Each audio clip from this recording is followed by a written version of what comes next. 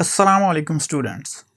इस वक्त दुनिया की आबादी तकरीबन 8 अरब है, जिसमें से 99.97 लोगों के फेस एक दूसरे से मुख्तलिफ हैं और बाकी 0.03% ट्विंस हैं। उनके फेस एक जैसे होते हैं और इसमें जो सबसे बड़ा प्रॉब्लम आता है वो है उनको फेस से आइडेंटिफाई करना मुश्किल होता है। इसी तरह अगर आप अपना ईमेल अकाउंट बनाएं और ऐसा यूज़र नेम सिलेक्ट करें जो किसी और ने पहले ही सिलेक्ट कर लिया है, तो गूगल आपको एरर मैसेज देगा क्योंकि आप ये यूज़र नेम सिलेक्ट नहीं कर सकते। यहाँ पर भी सेम प्रॉब्लम है। अगर दो लोगों के यूज़र नेम एक जैसे होंगे तो लॉगिन के टाइम पे आइडेंटिफाई करना मुश्किल होगा कि कौन सा यूज़र लॉगिन कर रहा है। इसी तरह अगर हमारे पास स्टूडेंट के टेबल में कोई से दो स्टूडेंट्स ऐसे हों जिनके तमाम एट्रीब्यूट्स की वैल्यूज़ एक जैसी हों तो उनको आइडेंटिफाई करना मुश्किल होगा। तो हर टेबल में एक या एक से ज़्यादा एट्रीब्यूट्स ऐसे होते हैं जिनकी मदद से टेबल में हर रिकॉर्ड को आइडेंटिफाई किया जा सकता है और इन एट्रीब्यूट्स को हम की कहते हैं। अब की का कॉन्सेप्ट कहाँ से आया? जैसे हर लॉक को खोलने के लिए एक यूनिक की होती है। अगर आप एक लॉक की की से किसी दूसरे लॉक को खोलने की कोशिश करेंगे तो उससे वो लॉक नहीं ओपन होगा और आप समझ जाएंगे कि ये की उस लॉक की नहीं है। तो जैसे हर लॉक को खोलने के लिए एक यूनिक की होती है, ऐसे ही हर रिकॉर्ड को सिलेक्ट या आइडेंटिफाई करने के लिए एक या एक से ज़्यादा एट्रीब्यूट्स ऐसे होते हैं जिनकी वैल्यूज़ यूनिक होती हैं। अब कीज़ कितनी टाइप्स की होती हैं?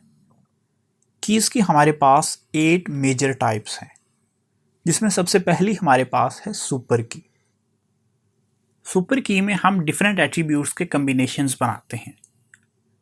इन कम्बिनेशंस में हमेशा जो एक एट्रीब्यूट कॉमन होता है वो है कैंडिडेट की। आप कोई भी सुपर की बनाते हैं उसमें हर सूरत एक एट्रीब्यूट आप कैंडिडेट की रखेंगे, उसके अलावा आप कोई भी एक या एक से ज़्यादा एट्रीब्यूट्स रख सकते हैं। कैंडिडेट की के बगैर आपकी सुपर की कंप्लीट नहीं होगी। फॉर एग्जाम्पल, स्टूडेंट के टेबल में हमारे पास रोल नंबर कैंडिडेट की है। अगर हम रोल नंबर के साथ नेम रखते हैं तो ये एक सुपर की बन जाएगा। अगर रोल नंबर के साथ नेम और डेट ऑफ बर्थ का कम्बिनेशन बनाएं तो भी ये सुपर की बन जाएगा। बट अगर हम कोई ऐसा कम्बिनेशन बनाते हैं जिसमें हम रोल नंबर को शामिल नहीं करते तो वो सुपर की नहीं होगा।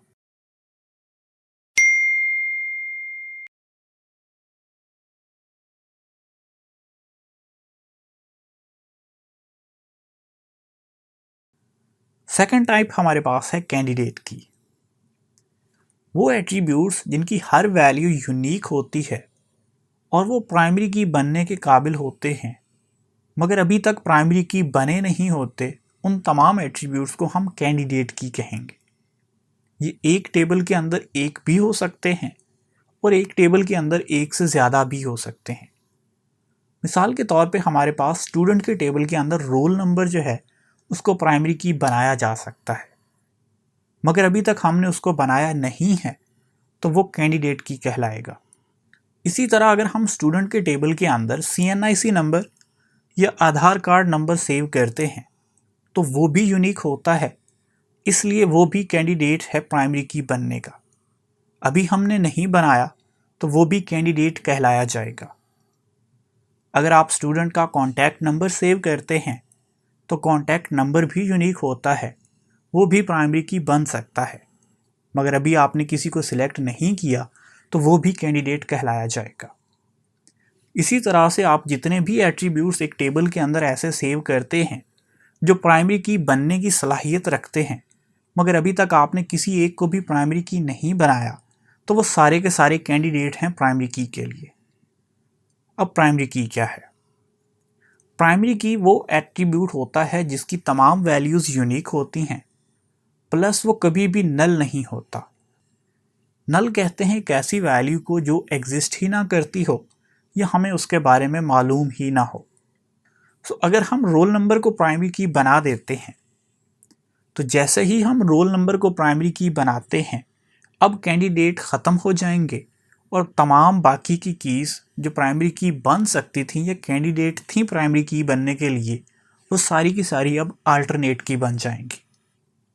सो पहले सारी कीज़ कैंडिडेट्स थी, फिर हमने किसी एक को सिलेक्ट कर लिया एज प्राइमरी की, तो बाकी सारी की सारी अल्टरनेट की बन गई।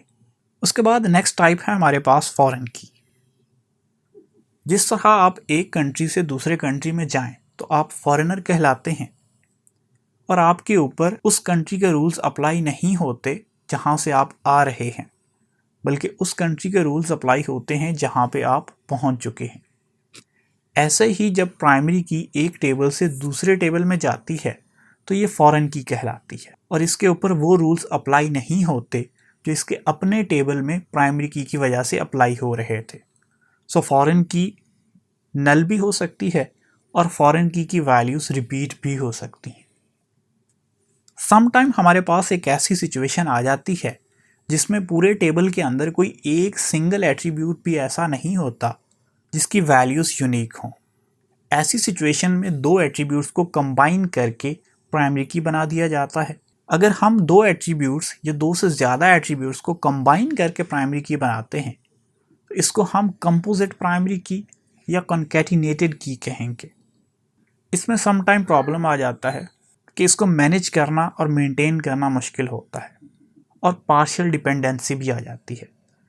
इसलिए हम क्या करते हैं, हम अपनी तरफ से एक एट्रीब्यूट ऐड कर देते हैं और उसमें कोई भी सीक्वेंस या सीरियल नंबर्स जनरेट करते रहते हैं। अब चूंकि ये एंटिटी का अपना एट्रीब्यूट नहीं होता बल्कि हमने खुद उसको ऐड किया होता है, इस वजह से इसको हम आर्टिफिशियल की या सरोगेट की कहते हैं। मकसद इसका यही होता है कि ये एज प्राइमरी की काम करे और हम हर रिकॉर्ड को यूनिकली आइडेंटिफाई कर सकें। बट चूंकि ये आर्टिफिशियल होता है इस वजह से हम इसको आर्टिफिशियल की कहते हैं। इसके बाद है हमारे पास यूनिक की।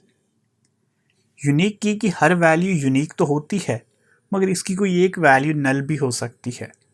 तो इस वजह से ये प्राइमरी की तो नहीं बन पाती, इसलिए हम इसको यूनिक की कहते हैं।